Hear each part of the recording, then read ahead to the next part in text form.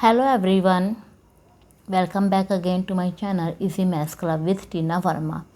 Today we will start chapter 5 division and factorization of algebraic expression. Now we have studied about algebraic expression of one variable and identities in previous class. In this chapter we shall learn about the algebraic expression in one variable having two or more than two terms. Then start polynomial in one variable. The polynomial is 3x plus 5, 2x plus 3x plus 5 all called the polynomial is one variable x. यहाँ पर one variable से क्या means होता है कि हमारा यहाँ पर एक ही वेरिएबल आता है, मीन्स x के टर्म में तो x ही है, यहाँ पर y नहीं है। और अगर y के टर्म्स में है तो मीन्स y ही रहेगा हमारा। अगर x और y दोनों का कॉम्बिनेशन होता है या जितने भी वेरिएबल हमारे क्या होते हैं a b c d x y z कुछ भी हो सकती हैं, तो ये वैल्यूज़ हमारी वेरिएबल कहलाती हैं। जैसे polynomial like 3x plus 2y plus 5 ये हुआ, यहाँ पर हमारा कितने वेरिएबल हुए 2 हुए, x भी है और यहाँ पर y भी है। सेम 4x प्लस 3y ये भी हमारा क्या हुआ 2 वेरिएबल्स का हुआ। 2 वेरिएबल्स क्या है यहाँ पर x और y है। लेकिन इन अबव केस में क्या था 3x plus 5 2x square plus 3x plus 5 में क्या था सिर्फ एक ही वेरिएबल था, x में ही था ये। इसी तरह से हमारे ट्राइनोमियल्स होते हैं। ट्राइनोमियल्स में क्या होगा हमारे 3 टर्म्स होंगे। यहाँ पर देखो अब मैंने बोला है ट्राइनोमियल्स। ट्राइनोमियल्स का मीन्स क्या होता है यहाँ पर 3 टर्म्स का होना। जैसे बाइनोमियल्स में होता है 2 टर्म्स, मोनोमियल्स में होता है हमारा 1 टर्म। यहाँ वेरिएबल का चैप्टर नहीं है, वेरिएबल से मतलब नहीं है। यहाँ वेरिएबल तो होते हैं हमारे x and y, a b c d कुछ भी हो सकते हैं। इसे हमारा सपोज करो x plus y plus t, तो कितने वेरिएबल हैं यहाँ पर x भी है y भी है और t भी है, तो मीन्स ये 3 वेरिएबल का है। लेकिन मैंने यहाँ पर क्या बोला है आपको मोनोमियल,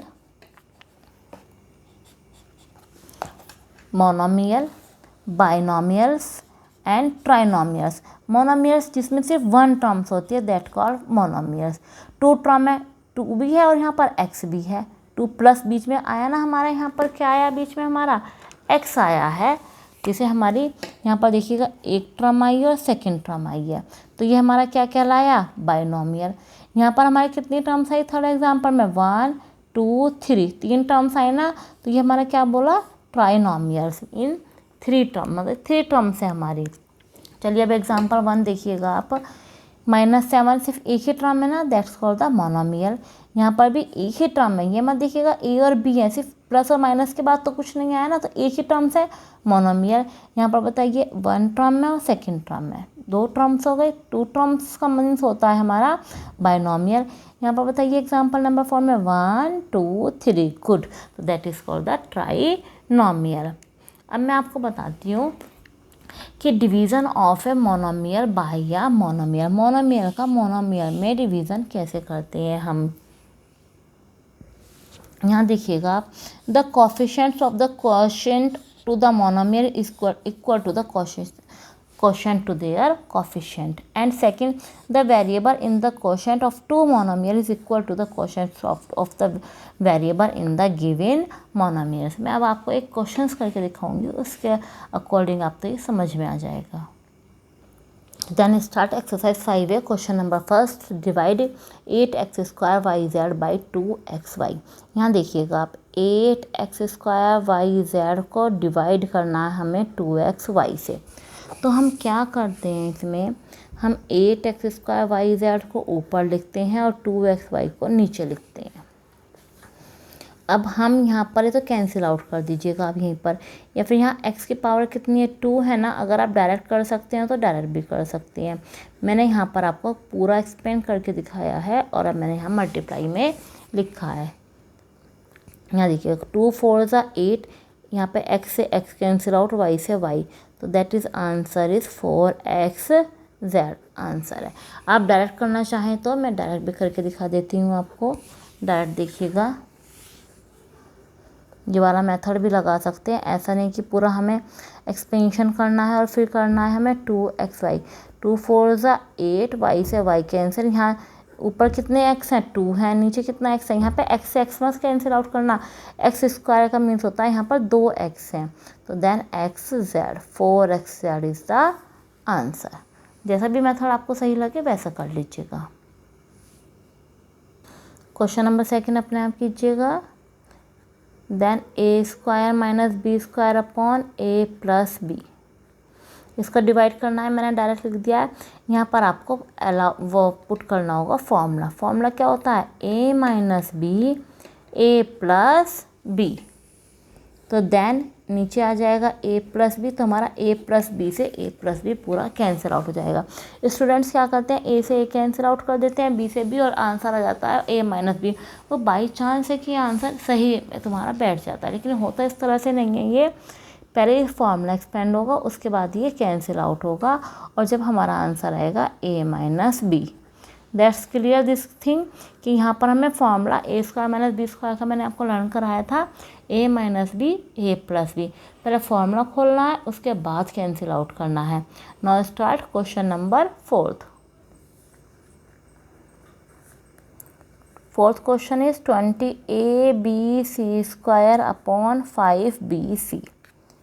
तो यहाँ पर देखिएगा 20 into a into b into c into c upon 5 into b into सी। 5 4 ज़ा 20, बी से बी कैंसिल आउट, सी से सी, तो then we can write 4ac। Answer हो हमारा 4ac। Next 5th question, minus 125 m square n square z square upon m n z। तो यहाँ पर देखिए मैं ऐसे भी कैंसिल आउट कर रही हूँ, एक m से एक m कैंसिल आउट, यहाँ पर 2 है ना, n से n, और एक z से एक z। आप ही कहोगे पावर से पावर कैंसिल आउट कर दिया। ये शॉर्ट मेथड होते हैं, आपको इजी कैलकुलेशन ये आनी चाहिए। अब मैं आपको दोबारा अगेन करके दिखा रही हूँ। Minus 125 m square n square z square. जब आप बड़ी क्लासेस में आ जाएंगे, अभी तो आप फर्स्ट टाइम कर रहे हैं क्वेश्चन को, इससे थोड़ा सा आपको अजीब लग रहा होगा कि क्वेश्चन हमने डायरेक्ट पावर से पावर किस तरह से कैंसिल आउट कर दिया। मैंने पूरा एक्सपेंड कर रही हूँ मैं, इसको आप देखते चलें। Upon m n z 125 m कितने टाइम है, 2 टाइम है, n भी 2 टाइम है, z भी कितना है, 2 टाइम्स है, नीचे m into n into z। 1 z से 1 z कैंसिल आउट, 1 n से 1 n, और 1 m से m1 m। अब बताइए क्या बचा हमारे रेस्ट में, क्या हुआ, m n z। That is the answer. Clear this thing. चलिए क्वेश्चन नंबर 2 देखते हैं हम। Simplify 9x square minus 24x plus 18x cube upon 3x। इसके 2 या 3 मेथड हैं, लेकिन मैं एक ही मेथड बता रही हूँ आपको, उसी से ही आपको अप्लाई करेंगे तो ज़्यादा बेटर रहेगा। अगर आप या तो आप इसको सेपरेट करके लिखोगे तो थोड़ा लेंथी हो जाता है। मैं आपको ये समझाती हूँ कि आप शॉर्ट भी करें और अच्छा मेथड अप्लाई करें। तो इसके लिए आपको देखो, ऊपर आपको कुछ कॉमन नज़र आ रहा है, 9, 24 और 18 में क्या कौन सी डिजिट ऐसी है जो कॉमन आ सकती है, 3। और यहाँ पर देखिए अब एक्स स्क्वायर, एक्स और एक्स क्यूब में एक एक्स ऐसी डिजिट है जो सब में आ रही है, आपको कॉमन लेना आना चाहिए। तो इसलिए मैं कॉमन वाले मेथड से बताऊँगी। तो यहाँ 9 का टेबल कितनी बार पढ़े कि 3, मतलब 3 से कट हो जाए तो क्या बचेगा हमारा 3। यहाँ 2x है, एक एक्स हमने बाहर लिया, तो यहाँ क्या बचा हमारा x। सेम यहाँ क्या आएगा हमारा 8x, एक ही x था वही हमने बाहर ले लिया। यहाँ पर 18 है, 3 बाहर ले लिया, तो क्या बचेगा 3 6 18। यहाँ 3x थे, एक x हम ले चुके हैं, तो क्या बचेगा हमारा x स्क्वायर। अब 3x से हमारा 3x क्या हुआ, कैंसिल आउट हुआ, तो हमारा आंसर क्या जाता है 3x minus 8 plus 6x square. ये हमारा है आंसर। आपको कॉमन वाले मेथड से इसलिए करा रही हूँ क्योंकि आगे जो भी इसकी एक्सरसाइज है 5C D E F वो सब कॉमन से ही हैं, इसलिए आप अभी से ही कॉमन लेना सीखें। इधर सेकंड क्वेश्चन में 32 n cube x square 4n square x. चलो इसका मैं एक मेथड से और करा देती हूँ। 32 n क्यूब है, यहाँ पे n होते हैं ना पावर, जब सेम पावर होती है तो ये क्या चले जाएगी, ऊपर जाके माइनस हो जाएगी। x 2 यहाँ पे पावर कुछ नहीं है तो क्या बोला जाता है 1 अपॉन 4। तो 4 8 ज़ा 32, 8 n में से 3 में से 2 माइनस करेंगे 1, x में से 1, तो 1 लिखो या नहीं लिखो मीन्स 8nx। ये आपको समझ नहीं आया होगा। अब मैं आपको इसका दूसरा मेथड भी बताती हूँ। आप किसी भी मेथड को अप्लाई कर सकते हैं। 32 n कितने टाइम है, 3 टाइम है। x कितने टाइम है, 2 टाइम है। 4 n कितने टाइम है नीचे, 2 टाइम है। x कितने टाइम है, 1 टाइम। 1x से 1x कैंसिल आउट, 1 2 1 2 से 2 कैंसिल आउट, 4 8 ज़ा 32, तो क्या बचा 8nx। देखो हमारा आंसर सेम है। या तो मैंने बताया था डिवाइड में, आपने लास्ट क्लासेस में भी पढ़ा होगा, नहीं पढ़ा है तो समझ लें। अगर सेम हमारे वेरिएबल होते हैं तो पावर को, और डिवाइड में है तो पावर को माइनस कर देते हैं, और अगर मल्टीप्लाई में है तो प्लस होता है। नई मेथड समझ में आ रहा है, ये मत कीजिएगा, आप इस वाले मेथड को अप्लाई कर लीजिएगा। चलिए अब इसमें देखिएगा a³ 4a², 4a और a, ऊपर बताइए क्या कॉमन लग रहा है आपको। 4 तो बस इन दोनों में, इसमें तो नहीं है, तो यहाँ पर सिर्फ क्या कॉमन है, a। तो मैं यहाँ क्या लिख सकती हूँ, a² 4a + 4, नीचे भी कितना हुआ, a हुआ, तो मैंने a से a कैंसिल आउट किया, तो क्या बचा, मैं a² + 4a + 4। अब मैंने बताया था ना एक मेथड और जो सेपरेट करके, वो चलो मैं इसमें अप्लाई कर देती हूँ। आप ध्यान से देखिए, इस डिवाइड को करने के कई मेथड होते हैं, ये हमारी कैलकुलेशन होती है, हमारा इसका कोई पर्टिकुलर मेथड नहीं है कि आप इसी मेथड से करें। जो आपको सही लगे आप उसे अप्लाई कर सकते हैं, जो आपको इजीली समझ में आ जाए।